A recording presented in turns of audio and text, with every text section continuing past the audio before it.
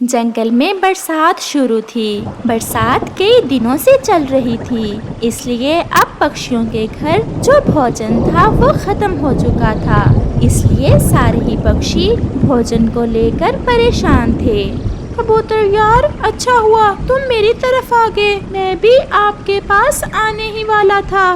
क्या हुआ तोते, आप क्यों मेरे पास आने वाले थे? मेरे घर में सारा भोजन खत्म हो गया है, भूख सता रही थी। मैंने सोचा कि शायद मुझे आपसे कुछ खाने को मिल जाए। क्या बताऊं तोते, मैं तो कल से भूखा हूँ। अगर मेरे घर में कुछ खाने को होता तो ऐसी बारिश में मैं आपके पास ना आता। तो फिर क्या अब हम भूख से मर जाएंगे? नहीं, हम कोशिश करेंगे। हम जिंदा रहने के लिए उड़ेंगे। हम भोजन की खोज में जाएंगे। परंतु कबूतर, ऐसी बारिश में भोजन की खोज करना बहुत मुश्किल है। हम चिड़िया के पास जाते हैं, हो सकता है चिड़िया बहन से हमें कुछ खाने को मिल जाए। ऐसे तोता और कबूतर चिड़िया की तरफ जाते हैं। चिड़िया बहन, प्लीज एक दाना ही दे दें, मैं बहुत भूखा हूँ। मैं क्या करूं? मेरे भी 2 बच्चे हैं। जो भोजन था मैंने अपने दोनों बच्चों को खिला दिया। मैं तो खुद भूखी हूँ। वो सामने एक दाना जो पड़ा है, वो मैंने अपने बच्चों के लिए रखा हुआ है। उन्हें आधा आधा करके शाम को दूंगी। तो फिर मैं मर जाऊंगा भूख से। फिर चिड़िया को कौवे पर दया आती है और चिड़िया वो एक दाना जो उसने अपने बच्चों के लिए रखा था कौवे को दे देती है और कौवा वो दाना खा लेता है और चिड़िया के घर पर दस्तक होती है। अब ऐसी बारिश में कौन होगा? कौन है बाहर? मैं हूँ कबूतर और मेरे साथ तोता भी है। चिड़िया बहन, दरवाजा खोलें। हम भूखे हैं, कुछ भी खाने को नहीं मिला। यही सोचकर हम आपके पास आए हैं कि शायद हमें आपसे कुछ खाने को मिल जाए। लो जी, ये भी भूखे हैं। ऐसी बारिश में तुम्हें कौन भोजन देगा तोते?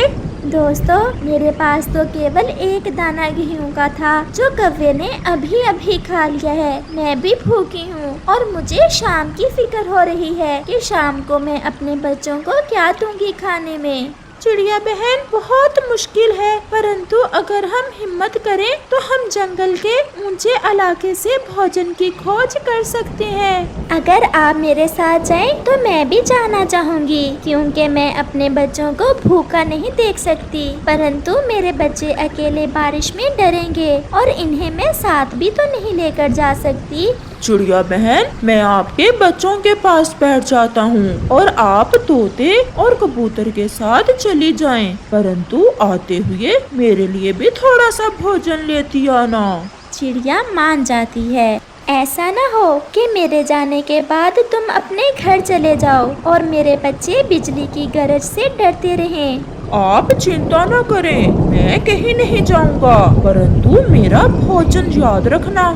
फिर ऐसे चिड़िया, कबूतर और तोता तेज बारिश में अपने और अपने बच्चों की भूख मिटाने के लिए घर से निकल जाते हैं।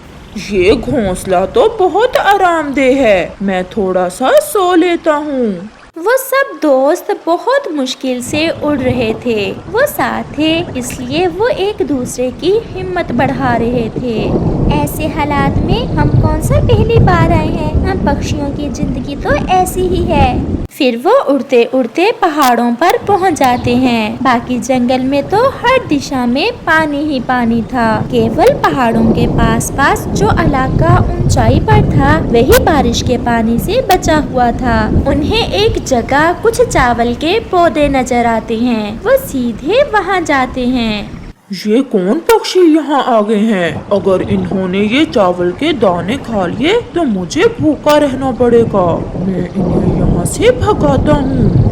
ऐसा सोचते हुए वो उल्लू अपनी गुफा से बाहर निकलता है। ठहरो, चोंच ना लगाना इन चावल के पौधों के। तुम सब जानते हो कि मैं इस गुफा में रहता हूँ और मेरे घर के आसपास का सारा भोजन मेरा है। उल्लू जी, हम बहुत भूखे हैं और अब तो हमारे पेट में भूख से चूहे भी दौड़ दौड़ कर थक गए हैं। कृपया करें, हमें ज्यादा ना सही थोड़े से ही चावल दे दें। हमारे बच्चे भी भूखे हैं। तो मैं क्या मर जाऊं? बरसात न जाने कब तक चलेगी और इन चावलों के सहारे ही तो मैं जिंदा हूँ। आप यहाँ से थोड़ा आगे जाएं, वहाँ आपको मकई के कुछ पौधे मिल जाएंगे। आप वहाँ से कुछ मकई ले लें। उल्लू जी, कहीं आप झूठ तो नहीं बोल रहे? नहीं, मैं झूठ नहीं बोल रहा, परंतु एक समस्या है। वहाँ एक चील रहती है, वो मकई उस चील की है। पूछना पड़ेगा आपको उस चील से, फिर ही आप वहाँ से कुछ मकई ले सकोगे। वो सब फिर से उड़ते हैं। हमें अब चील के पास जाकर बुद्धि से काम लेना होगा, ऐसे वो चील हमें मकई नहीं लेने देगी। वो मकई के पौधों के पास पहुंच जाती हैं। पक्षियों, मेरे मकई के पौधों को पंख न लगाना। मैं अब बूढ़ी हो गई हूँ और मांस खाना मैंने छोड़ दिया है। ये मकई मैंने अपने लिए रखी हुई है। वो सब बूढ़ी चील के पास चले जाते हैं। नहीं नहीं चील दीदी, हम मकई लेने नहीं आए, बल्कि हम ऐसी बारिश में आपका एक संदेश लेकर आए हैं। संदेश? कैसा संदेश? दीदी, मैं कल रात सोई हुई थी कि आपकी माँ जी मेरे सपने में आई। माँ? मेरी माँ आई थी तुम्हारे सपने में? हाँ दीदी, और आपकी माँ जी ने कहा कि वो आपसे मिलना चाहती हैं। मेरी माँ तो कब से मर गई है। ऐसा कहते हुए वो चील रोने लग जाती है।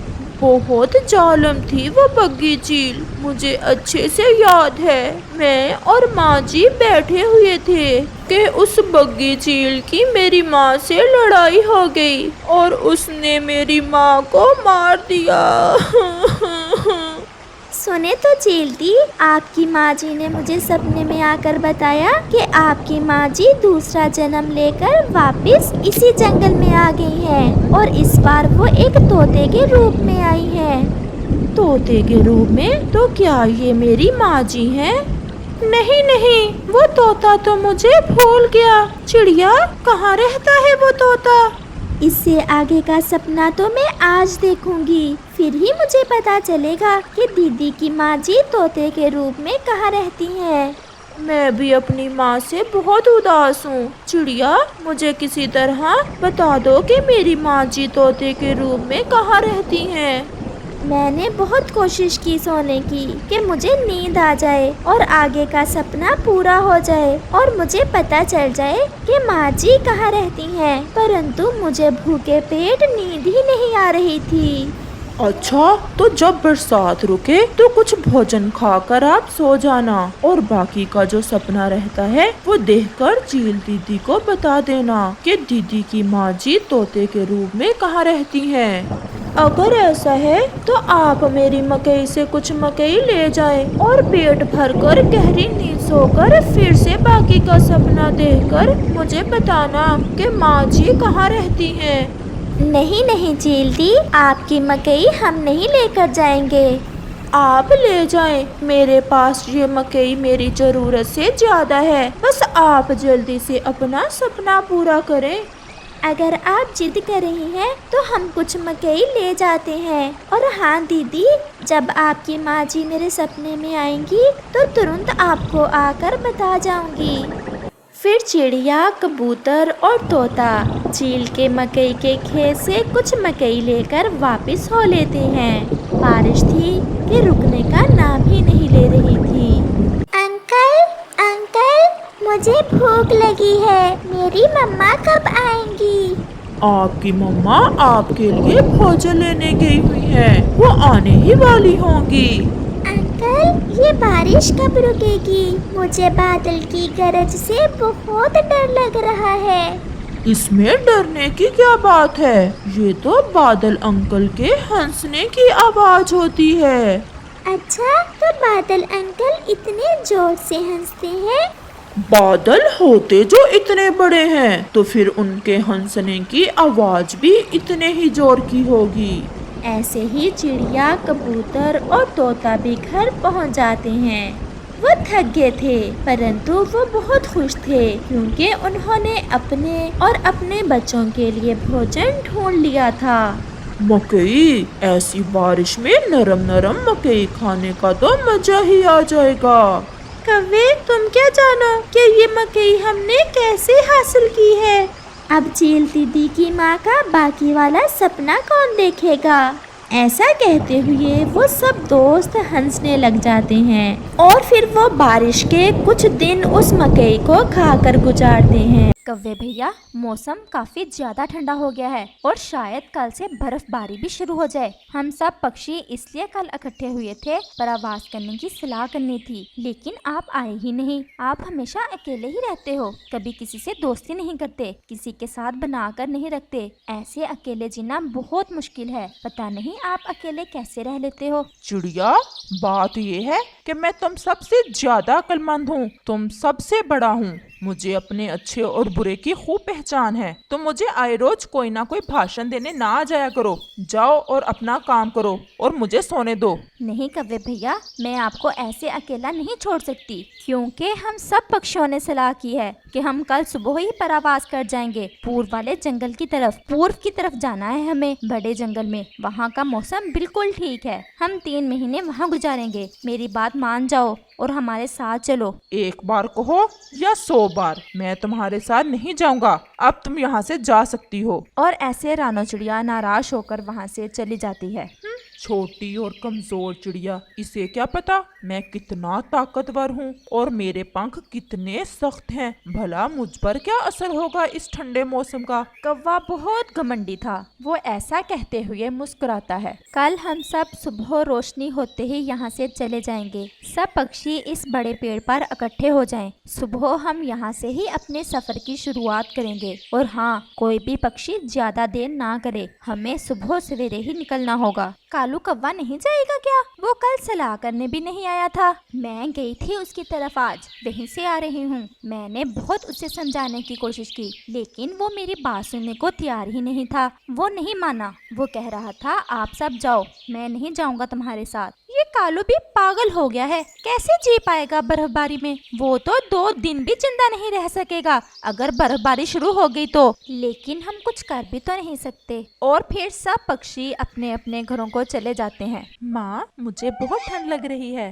तुम मेरे पास आ जाओ, बस आज की ही रात है। हम सुबह होते ही गर्म इलाके की तरफ चले जाएंगे। माँ, क्या हर साल हम प्रवास करते हैं? हाँ मेरे बेटे, हम पक्षियों का कोई एक ठिकाना नहीं होता। हमें जिंदा रहने के लिए हालात और मौसम के मुताबिक सफर करना ही होता है। और वो ऐसे बातें करते करते सो जाते हैं। सुबह होते ही सब पक्षी तय की हुई जगह पर इकट्ठे हो जाते हैं। सबने साथ साथ उड़ना है। किसी भी पक्षी ने कोई भी खाने की चीज देखकर साथ छोड़कर नहीं जाना। यहाँ भी पड़ाव करेंगे, सब इकट्ठे ही करेंगे। और ऐसे फिर सब पक्षी अपना सफर शुरू करते हैं।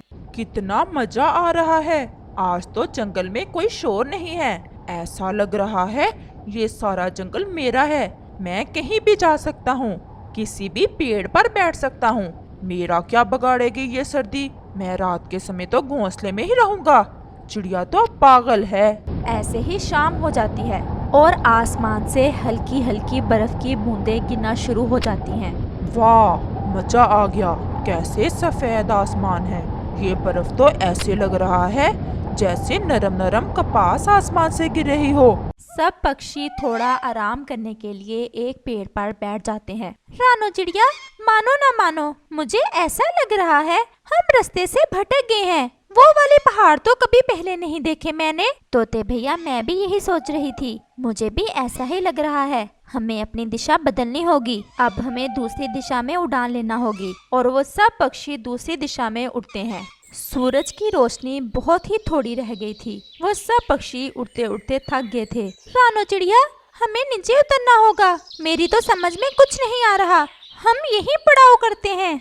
और फिर वो एक पेड़ पर उतरते हैं। हम अपनी दिशा से मुकम्मल भटक चुके हैं। अब हमें ज्ञान से काम लेना होगा। ये क्या हो गया हमारे साथ? अब तो शायद हम मर जाएंगे।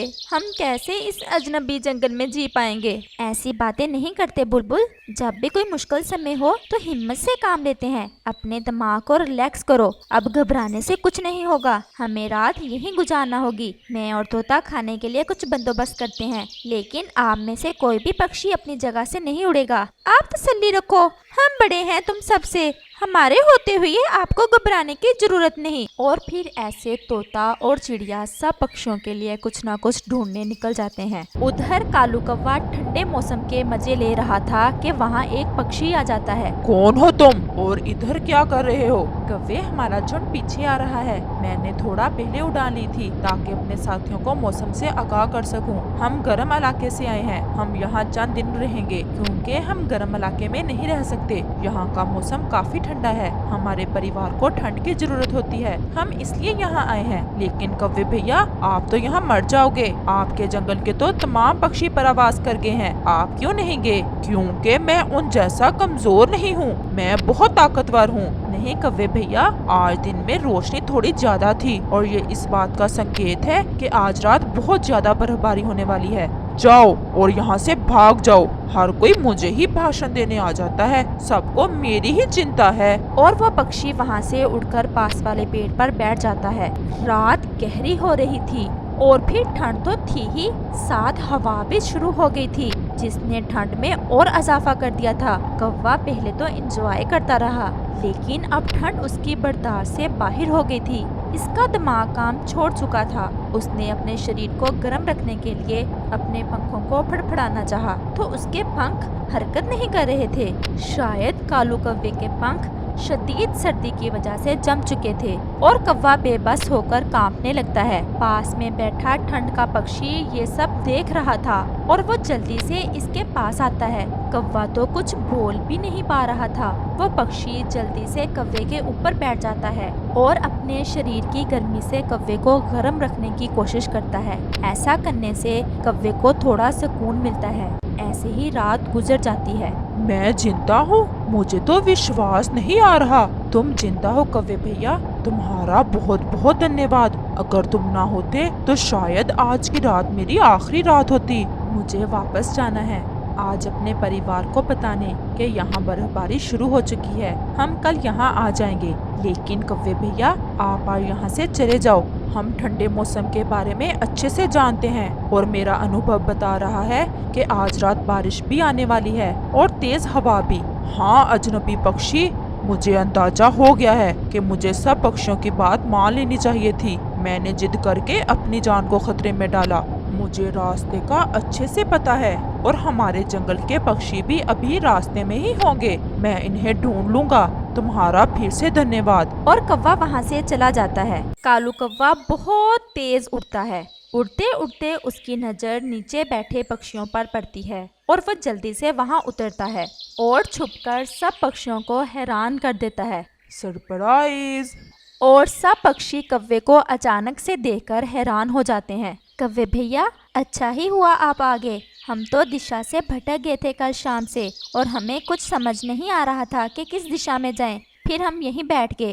लेकिन कालू, तुम सुनाओ, रात कैसी गुजरी? मैंने तुम्हारी बात ना मानकर बहुत बड़ी गलती की। और फिर कौवा उन्हें सारी बात बताता है कि कैसे रात तेज हवा चली और फिर कैसे अजनबी पक्षी ने इसकी जान बचाई। कौवे भैया, हमने भी रात बहुत डरते डरते गुजारी है। आपने बहुत अच्छा फैसला किया जो यहाँ बैठ गए। वो सामने जो पहाड़ हैं उनके पीछे उल्लू रहते हैं। अगर आप उधर चले जाते तो वो किसी को ना छोड़ते। बहुत जालिम है वो। अब सब पक्षी बहुत खुश थे क्योंकि कालू जंगल के तमाम रास्ते जानता था और कालू कौवा भी बहुत खुश था कि उसकी जान बच गई थी। और फिर ऐसे सब पक्षी खुशी खुशी अपना सफर शुरू करते हैं। इस कहानी से हमें सीख मिलती है कि हमें जिंदगी में एक दूसरे की मदद की जरूरत होती है। जिंदगी कभी भी अकेले नहीं गुजारी जा सकती।